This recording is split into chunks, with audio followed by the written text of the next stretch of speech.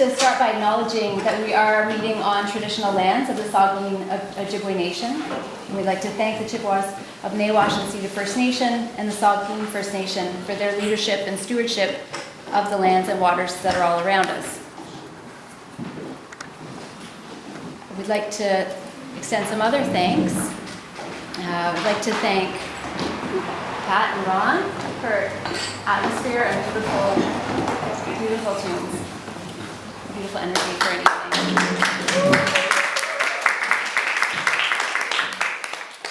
I'd like to thank Paul and Karen for beautiful food.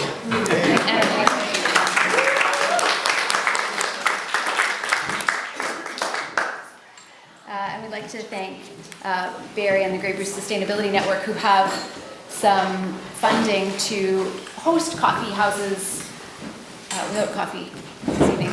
Quite late. Cider tea houses to talk about sustainability in our communities, and so it's a perfect fit, and we thank you for fitting that with us. We are, as most of you know, there's been a couple events earlier in the spring and summer around town that trying to capitalize on energy and ideas and momentum forward for sustainability, protecting the environment, protecting the climate. Liz and John's documentary Resilience, which has been, of course, shown countless times almost now around the area. It's been powerful messages. And also there was in Wiarton and elsewhere the Green New Deal meetings earlier in the summer. And so the idea from both those meetings is let's kind of capitalize on this energy and go somewhere with it.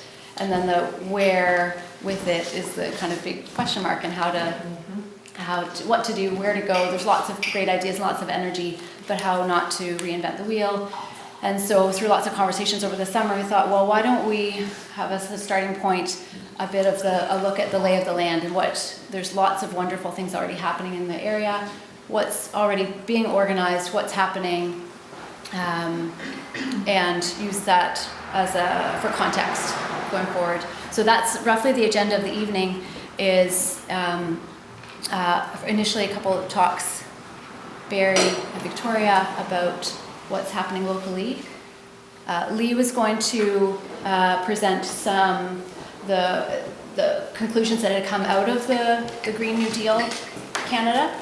There's a 2-minute video, since that was again part of this initiative we're having tonight, and some survey results that had come out of those first couple meetings earlier in the summer. So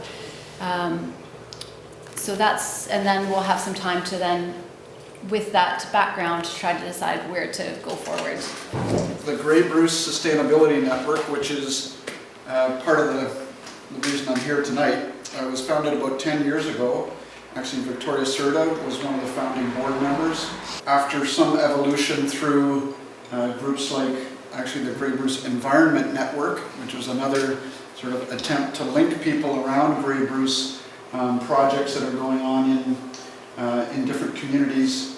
That group evolved, part of in response to the UN's declarations and the whole movement on sustainability. We essentially changed the name of the organization to Sustainability Network, and the simple yet important change in that word means that there's a clear recognition that there's more to this than just the environment. In other words, the social cultural aspect of it and the economic piece are really pillars of that three-legged stool that if one of them's missing, the three-legged stool falls over. So that was a big shift for me. I'm still very much an environmentalist, but very much believe that in order to make change, it has to be socially acceptable, socially responsible, culturally acceptable, and economically viable. So my recent shift in thinking really is focused on that economic development piece, and the idea that in order to make a green shift, again, it needs to be socially and culturally acceptable, hence the importance of food and music to be part of the gatherings. But there also has to be incentive for communities that perhaps aren't leaning the same way that folks in this room might, but simply say we need more jobs, we need more work on the ground. And so the innovation labs and those sorts of things, coming up with new ideas for employment, especially for young people, to keep them in this area. That to me is a huge, exciting part of this process and needs to be included in all our groups that are talking about change and what do we do, especially in response to climate change, because it's a positive motivation, and it really does, it can have a huge impact and long-term impact on things like emissions and climate change adaptation. That kind of set the stage for what is now even the current model for the Sustainability Network is a number of project areas where we go after funding from whoever will give us money. There's no line that says we're not going to take money from you because you're doing this or that. As I shouldn't say that, there probably is, but groups like Bruce Power and Enbridge and OPG, in fact, in many cases, they have a legal obligation to support work that repairs the environment because there is damage done by those operations, and they have a legal requirements. So they grant us money annually to do projects, and over the years, those have evolved into several streams. And this is not to say that this group should emulate that or anything like that, because every group is different, every area is different. But we've just evolved into several areas. Probably the biggest one right now, CareerWorks, our day-long workshops with students, high school students. We usually get 40 kids, and we go, if it's an energy works, we typically tour Bruce Power, or we visit wind turbines and solar farms, and we talk about energy conservation. We have people on the ground that are doing the work. Actually, I think Patrick has been involved in one of that EDALE maybe back in the day. And we bring the students in and we give them hands-on experiential learning opportunities with people in the trades, people that have jobs and career opportunities in this area, to try and give them some ideas what's going on here and what potential opportunities for them are that might bring them back to this area or experience the kind of jobs that are available here. So that's CareerWorks. We've actually branched into doing something called TheatreWorks as well. So we've done some career development on theatre, because recognizing that not everybody is going to be a pipe fitter, so the social component of theatre and being in that, my eyes were open to the benefit to some young people of being in theatre. Music would be the same. Sometimes it opens them up, and it breaks down some of the barriers that often are there if you're just asked to add, multiply and divide, that kind of thing. So one of the big areas is called the Sustainable Living Workshops, and we've hosted those all over Grey Bruce. And basically it's a day-long session where we'll go in to, usually it's one location. There's a place in Big Bay called EDALE. There's a number of farms that we've done these at, where we'll go in and demonstrate, for example, some progressive techniques for sustainable building, like clay cob design, or tour a building and construction and look at the unique foundations that they've been using, that sort of thing. And the kids, depending on who the contractor is, the kids can get their hands dirty and experience and learn a little bit more about progressive building techniques.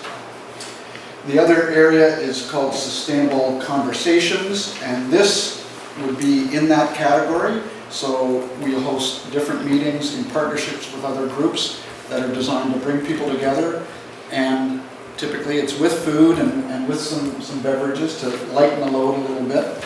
And ideally, sometimes there'll be simply a large group, but then we'll break up into small groups for smaller group discussions. And one of the important things is that something comes out of it. Either it's just the next meeting, or it's who are we, or what are some of the key themes that we want to work on, what are some of the things we have in common, those kinds of ideas. So there's facilitation techniques that are used in that sort of thing, and I'm not sure what the plan is tonight, but I know this is This is not just a one-off group. The idea is to continue discussing and get involved in some actions. Actually, this is kind of a blend with the Coffeehouse idea. The Coffeehouse Collective, which is, we've done about 15 different coffee houses. We did one in Lions Head last year, which was very successful. We've also done, in partnership with the private company that I work with, Partners for Climate Protection Programs, which is a climate change action plan sponsored by a Federation of Canadian Municipalities that's still around after 25 years or 20 years. And we've also helped with the energy conservation and demand management plan. So those are the technical plans that help municipalities measure and monitor the amount of energy and hence greenhouse gases that they're using. And finally, the two big projects that are going on right now that are separate from those streams is one called the Great Lakes One Water Project. Victoria's been involved with that, perhaps some people in the room. It's a partnership with the Community Foundation in Grey Bruce, and they're basically raising funds in partnership with the Michigan Community Foundation to support what they call green infrastructure projects.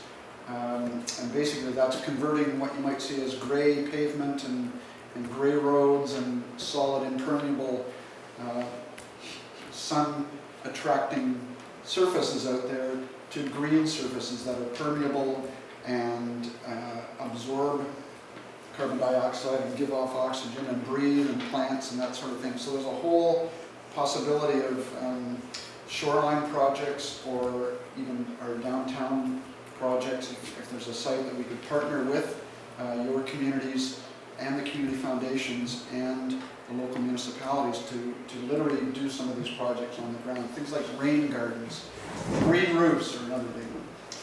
And finally, an area that is new for us, a project called the Food Security Hub Project, where we've hosted over the last 6 months 5 different gatherings in different communities around Grey Bruce, bringing together the food banks and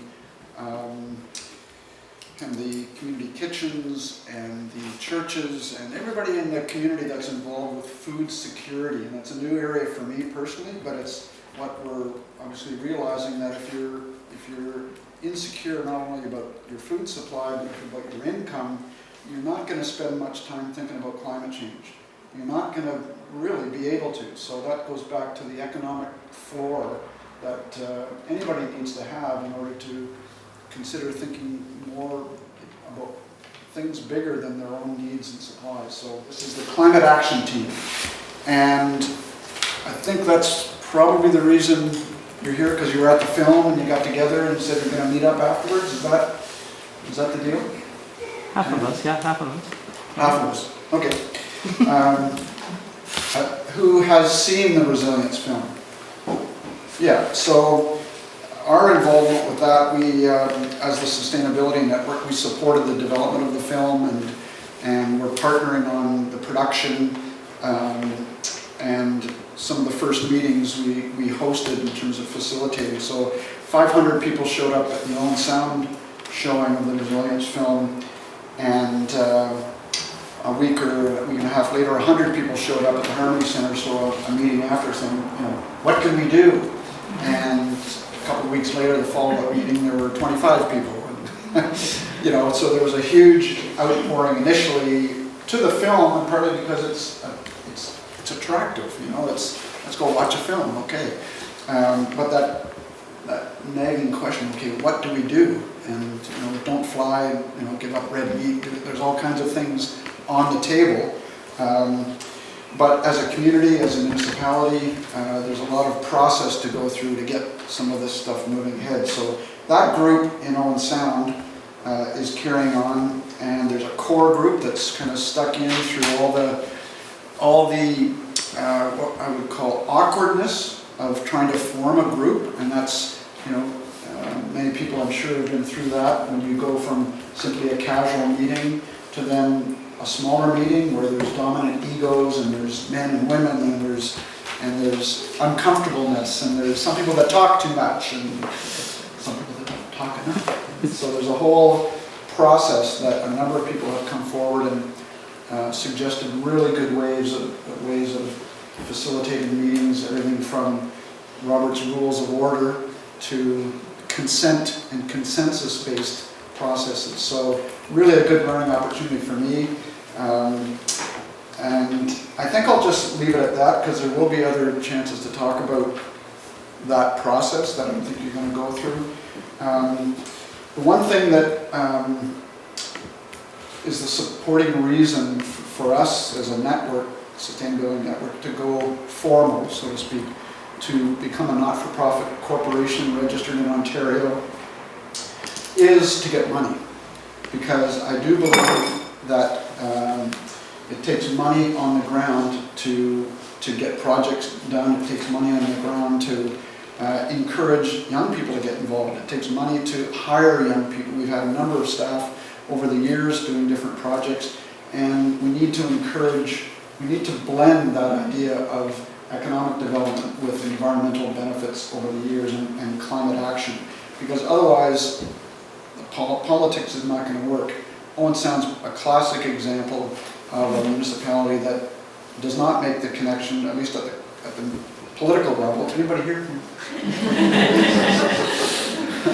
Has not made the connection between the short and long-term benefits of climate actions like reducing emissions and building better resilient shorelines and that sort of thing. It has not acknowledged the long-term economic benefits against the immediate costs. So there's no investment in the future. They've got a budget. If something costs more money, they can't do it because they don't have the budget and they don't want to raise taxes. Understood. So we have to get around that, and the way to get around that, in my opinion, is to blend with the social enterprise concepts out there. Social enterprise being jobs and activities that not only make somebody a living, but they add value to the society, to the environment. So, I have life experiences that have led me to having a stronger commitment and understanding of what's going to happen around the world with climate change and how that'll happen. So just kind of leads me along to when I was a municipal councillor in Saugeen Shores, we formed an environment committee. And that environment committee, we decided we wanted to be very focused. And it might be a process that could work for your group. We decided we wanted to figure out 10 potential projects we could do. And we formed subcommittees for each of them. So we had 3 people for each topic. So first we brainstormed everything, and then we prioritized them by a survey with the people that were going to be doing the work. And then we formed committees where we asked people what they wanted to sit on and what they want to do. And then they reported once a month for a couple months, and then I think it was the 3rd month, they came back with a full report research into all the costs and what materials you would need. So I also started an organization called the Saugeen Sustainability Volunteer and Resource Center. And when I was there, I helped 50 not-for-profits form and do their incorporation. So just to say, I've done a little bit too much of being a social entrepreneur and helping people to get going and try to figure out what they want to do and what's up. So my daughter had some advice for everybody, and how many of you know Karina? Karina's sort of my daughter. She was one of the youngest people that Al Gore trained. So in 2007, we traveled the province and talked to about 35,000 people, did 90 presentations about climate and solutions. And anyway, she's done a lot of public speaking and talking at schools in particular around what can youth do in order to be able to help, and how do you find those solutions of what you can do. So we developed workshops for youth around figuring out all the pieces of things that you would need in order to be successful doing a project. And I think something similar to that also might be helpful for your group. So we would take people through, so say you do a survey and then you prioritize the top things, and you take the first one off your list. You probably want to think with a couple lenses at it. One is going to be how important is this for us to do? And the other lens is how practical is this going to be for us to do, and how feasible is it to do, right? And then you combine those things, and then you kind of figure out what you want to tackle first, because it just gives you information on how to go from one to the next. She said it's really important to build from strengths, from the people that really want to be active in the group and that are very committed. because you want people that are good at doing things and that have the passion to do those things. The other one that's really important is for your communications, because keeping in touch with each other as human beings is probably the most important thing any of us can do, right? We have to be human with each other. And I think sometimes that's really missing in other places, and it's something that groups like this can capitalize on, is if you can find that you can get together, you can have a nice meal and have some music and have, you know, a meaningful conversation with like-minded people. It's one of the most beautiful things in the world, don't you think? I love these kinds of things because you have people that care and they're excited and you know that they want to do something. And these are you're the type of people I want to know. I don't know if you've seen that there are a number of polls done across Canada about climate change and how much people in each area want to be active, how much it's a voting issue for them, how much it's basically how important it is to them. And in this area, we're doing worse than most places in Ontario. It's one of the most difficult places to live and be a more progressive type of person that cares about those broad issues and where you're visionary and can understand what's going on. And so we need to hold tight to those people, you know, that are like us and that we want to be able to keep working with. And we need to find ways to be able to connect more and feel good about what we're doing. So there's always an important piece in all of these with forming a group, that you have some things that are the low-hanging fruit that you're able to do, so it feels like things are moving forward. Another thing I've found sometimes is that groups will take on too few things at the beginning, and then there'll be some kind of hold-up. Like, say you're going to do a community garden, it's also probably good to do a little bit of tree planting or a little of something else that you know is going to be able to keep it moving forward. Like Natasha and Andrew have been doing shoreline cleanups throughout the traditional territory for a while, and I mean, I feel bad because I'm not able to attend most of them, but they're going around and they just keep trucking on, doing and going and picking up garbage somewhere, and there's like something really meaningful. I'm sure he's been there quite a few times too, and I'm not sure if other people have been there because I haven't been there that much, but you know, having those things where you know that you're doing something concrete is really important to keeping a group together. So if you can have a mix of those things that are easy, that don't take a lot of resources, along with the bigger projects, there's a lot that could be done. And we kind of need all hands on deck. Have you guys been watching Greta Thunberg's, you see her video? You know, like, I've felt like that since the 80s. I grew up feeling the same way. I don't know how many people here had this similar feeling, but I've always worked on environmental issues and it's always been a priority in my life. And it's really sad sometimes to see the youth that are coming up feeling the same way that I have always felt, right? But we do have to, just like everybody, get up in the morning and you put your two legs in your pants and you get going in the day and you do everything you can within the means of what you've got and the resources you have and the network you have. And we can always be much more as a team and working together. Whatever you do, just try to keep your team strong. At least have 3 people that are really committed, that want to keep doing everything that needs to happen. Because if you don't have those 3, like Natasha and I were talking on the way here, that like have 3 signatories on your bank account, because like if somebody's sick or goes to Florida or something, you need to operate. Like there's some things that are really basic like that, but there's a lot of things that are more human, where you need to just check in with people and see how they're doing if you haven't heard from them in a while.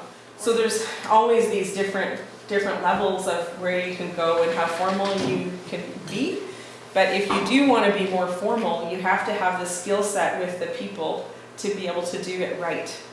Because if you're not able to do it right, then you can get in trouble and you'll lose trust and respect in the communities that you're trying to serve. And that's counterproductive to being able to do things like in the future with those same people, right? So you really have to look at the strengths of the people, the resources you have, see who is willing to take on the challenges and really commit to them, and expect that you will probably lose a little bit here and there, and know how you're going to deal with that as the group dynamics change.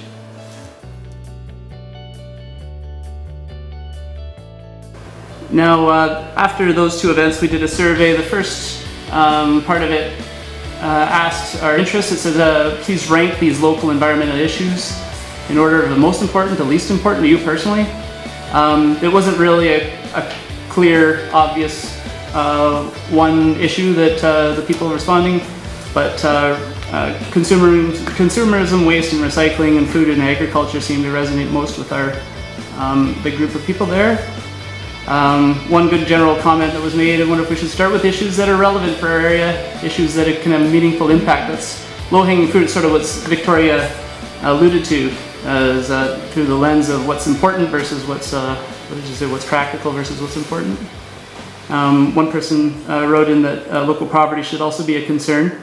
Part 2 were got at the goals. So in terms of your eagerness to participate in this group, rank the goals. I chose 4 goals out of the blue and started combining. It wasn't really a very academic survey, but again, it wasn't a clear winner, but there were a bunch of people who thought that building projects together in Wiarton would be a great idea. A bunch of people that thought that being an action or advocacy group in Wiarton would be a great idea. More so, there was a 4th place horse in the fact that people didn't seem to just want a forum for chatting, like a social forum. Comments that stood out, setting up systems and services, working with small committed groups on tangible goals. So that's working together maybe with other nonprofits. And running for council yourself. Another specific goal is to educate the youth. Now, this is where it got sort of more important and more relevant, is the deliverables of the people who did the survey in your own words. What would you like to accomplish with this new project in Wiarton? A lot of people focus on the community awareness, doing actions, so a bit vague, but very relevant. 3 more people sort of combined into being more resilient, maybe adapting, like adaptive systems, focusing on that as a deliverable. Still kind of vague. Collaboration with other existing environmental groups on the peninsula. We're stronger together. That would be the whole list that I'll run down at the end. And we've heard some chat from Barry and Victoria already. And then some specific deliverables of creating a systemic culture of sustainability, social justice in our decision-making body. So that's more driving it, in my opinion, driving at council perhaps. More habitat preservation, less traffic, better waste prevention, host an event, a reuse area at the garbage dump, and one person just wanted to be more mindful of their own footsteps. So these are all important deliverables. Now, what the ultimate question is tonight is, do we need this group? The question was, when you think about the group forming to discuss local environmental efforts in Wiarton, do you think of it as something you personally need or don't need? And the majority said that it's needed, as you can see. But this again is only 21 people, and in the room we have 36 plus whoever just came in, and we outnumber them. So it's some comments, some general comments. Caleb Hull couldn't make it tonight with a family emergency, but he's pointed out correctly so that the town is preparing for the big dig. So there's an opportunity for a group of Wiartonians in the area to give input on the strategic plan that's currently being formed. The BIA Caleb is on the BIA, so that's that link to the town from us, should we choose to do that. And of course, Victoria was saying about choosing ideas. Now, I wasn't taking notes on purpose behind Barry, even though it made him uncomfortable. But I did want to point out, expand on these 2 groups that he's already in, just in case that these are groups that the group here could see us working under and participating in. And you heard all about that from Barry. I won't get into that, but those are 2 big ones. The Climate Action Team, of course, is exactly that. They're focusing on action, as far as I discovered. It just like the Extinction Rebellion sort of angle to protest and to be out there and be heard. But there are many more local groups seeking volunteers and members, and this is a list of the ones that are most local. The Bruce Peninsula Environmental Group. Is anyone here from DPEG? There's a few people from DPEG. and they're always looking for more members and more volunteers. The Bigitawad Alliance, and the Bruce Peninsula Biosphere Association. The Sources of Knowledge Forum, they're always looking for people to help host this annual conference up in Tobermory. The Glassworks Cooperative, if you're interested more as a builder or development or zero or net zero development. The Old Sound Forest School, if you think that kids are the way forward. The Field Naturalists. Neighborhoods North is a new one, a newish one, I guess, but it was also in resilience. So here we are at the discussion part. Ultimately, we should decide if we want to form a group versus going our separate ways and just infiltrating all these nonprofits and making a bigger, perhaps a more guided and perhaps a more effective impact that way. But if it's a topic, if it's a gap, and in my opinion, if it's a gap that exists, now's the time. So after the breakout session, Group 1 reported that they would like to meet again as a group. Some suggested purposes would be to be a chapter of BPEG, or to be a collection of township groups that could meet centrally and then break out with the same strategy to multiple townships, depending on where the people in the groups lived, or to investigate being a community climate hub, which already has a framework and could be a satellite of a nationwide program. Group 2 decided to meet again as a group. They had a concern that we should be a collective voice for the region and not to break out into specific regional groups. But the suggested purposes from them could also be a chapter of another organization, or to just start with a campaign. One would reduce plastic, or be an action campaign, and maybe use public art as a method. Group 3 reported a soft yes to meet again as a group. One important part would be to be a communication hub of local and broad resources that are already there, so events and organizations. Also to host talks and just to talk to each other. Group 4 would like to meet again. Suggested purposes would be to be showing up at organization as a concerned group of citizens, be more action-based, and to just have some fun. Now everybody is invited to join us for the next meeting on Monday, October 28th at the Colpoys Village Women's Institute Hall just north of Wiarton, Ontario.